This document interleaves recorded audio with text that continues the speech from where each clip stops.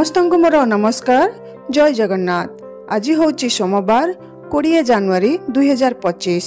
चलतु जानिबा आज राशिफल केमिति कटिबो। आज दिन केमिति रहिछि। आज दिन मेष राशि। जल्दी धन कमाइबा पई कोनोसी भूल योजना रे निवेश करंतु नाही। पढ़ारे आपण मानक प्रदर्शन भल रहिबो। एही राशिर लोक माने जेउ माने मेडिकल स्टोर व्यापार जड़ित अछंती सेमानकु अचानक आर्थिक लाभ होई पारे। आज छोट छोट कथा को अणदेखा करंतु। महिलांकु कामरु टिके रिहाती मिलिबो। आज आपणकु कोनोसी निराशजनक समाचार सुनिबाकु मिलिबो। वृष राशि। वृष राशिर व्यक्ति माने कोनोसी सम्मान्य व्यक्तिंक मार्गदर्शन मिलिबो। धन लाभर नुआ रास्ता नजर आसुछि। छोट मोट प्रलोभनरु निजकु दूरेई रखिबाकु चेष्टा करंतु। आपणकु एमिति लोकंक ठारू साहाय्य मिलिबो आपण केबे भाबी नथिबे। आज आपण सेमानंक ठारू सतर्क रुहंतु। जेउ माने भूल काम करूछंती काम कार्य रे आज नुआ उपाय आपणैबाकु चेष्टा करंतु। तेबे आपणकु जरूरी फायदा मिलिबो। मिथुन राशि। मिथुन राशिर व्यक्ति माने संतानक उन्नति रे खुशी हेबे। कोनोसी असहायंकु साहाय्य करबाकु संकोच करंतु नाही। सेमानंकर आशीर्वाद आपणकु भल परिमाण देबो। मनरे किछि नुआ करिवार जोश देखा जिवो।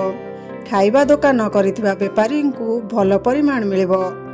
रचनात्मक प्रयास फलप्रद हेबो। जीवन साथींक सह मतभेद होई पारे।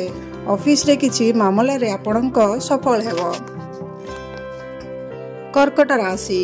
कर्कट राशिर व्यक्ति माने आज आलोचना रे कुशलता आपणक मजबूत पक्ष साब्यत हेबो। परिवार तरफरु आपणकु पूरा समर्थन मिलिबो। बंधु मानक सहयोग पाइबा द्वारा आपणकु भी समस्यार समाधान करिवे। कौनसी पुराना रोग को नजरअंदाज करंतु नाही। घरोई संपत्ति लाभ कमाउछंती तो कागज पत्र संभालिकी रखंतु। व्यापार ठीक ठाक रहिबो। सिंह राशि। सिंह राशिर व्यक्ति माने आत्मविश्वास रे वृद्धि हेबो। आपणक जरूरी काम कार्य पूरा हेबो। आज दिन सारा कॉन्फिडेंस और उत्साह बजाय रहिबो। आज निजर बाणी उपरे संयम रखंतु। सामाजिक क्षेत्र रे प्रतिष्ठा बढ़िबो। संतानक उत्तम भविष्यत पई विचार करिवे। ससुर घर पक्षरु आज आपणकु मान सम्मान मिलिबो। आज विरोधी भी आपणक आगरे हार मानिबे। काम पई एपट सेपट होई पारंती। कन्या राशि। कन्या राशिर व्यक्ति माने घर परिवार रे निज पई किछि भल विचार करिवे। तेबे किछि देहतर करिवार प्रेरणा जागृति हेबो। धन मामला रे आज आपण लोभ स्थितरु वंचित रहिबाकु चेष्टा करंतु।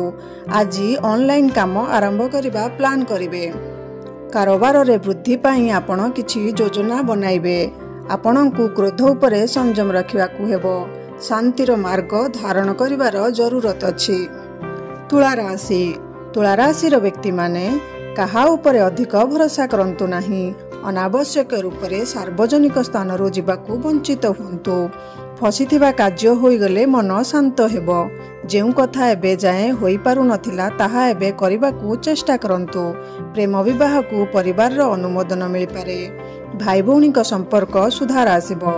आज आपणकर भेट अनेक आकर्षित व्यक्तिंक सह होई पारे।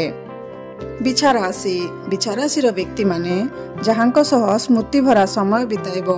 आज व्यापारी को खास लाभ हेबार आशा अछि। पैसा लेन देन समय रे सतर्क रुहंतु। आज बजेट अनुसार खर्च करंतु। जदि आपण नुआ कार्य आरंभ करबाकू चाहुछंती तेबे आपणक लाभ होई पारे। आपणक स्वास्थ्य बेहतर रहइबो। संपत्ति क्रय करबाकू चिंता करुथिले एबे किछि दिन रहि जांतु। आज कोनोसी कर्मचारींक सह विवाद होई पारे। धनुराशि। धनुराशिर व्यक्ति माने पैसा मामला रे आज आपणक हाथकू निराश लागिबो। आपणकर अधिक प्रयास सफल होई पारे। पारिवारिक जीवन रे स्थिति ठीक रहिबो। शांत रुहंतु। आपण जेउ भी काम करूछंती ताहा सह जड़ित नियम कानून उपरे ध्यान दियंतु। घर बाहर प्रसन्नता दायक महल रहिबो। निजर विश्वास और धैर्य को बढ़ाई परिस्थिति को सामना करने को चेष्टा करंतु। जीवन साथी सह स्वास्थ्य कमजोर होई पारे। मकर राशि। मकर राशिर व्यक्ति माने କାହା କଥାରେ ପଡ଼ନ୍ତୁ ନାହିଁ। ନିଜକୁ ସ୍ଥିର ରଖି ନିଷ୍ପତ୍ତି ନେବାର ଜରୁରତ ଅଛି। ଘର ଲୋକଙ୍କ ସହ ମତାନ୍ତର କରନ୍ତୁ ନାହିଁ, ନଚେତ୍ ଶାନ୍ତି ଭଙ୍ଗ ହୋଇପାରେ। ସନ୍ଧ୍ୟାରେ ସୁଖଦ ଖବର ମିଳିପାରେ।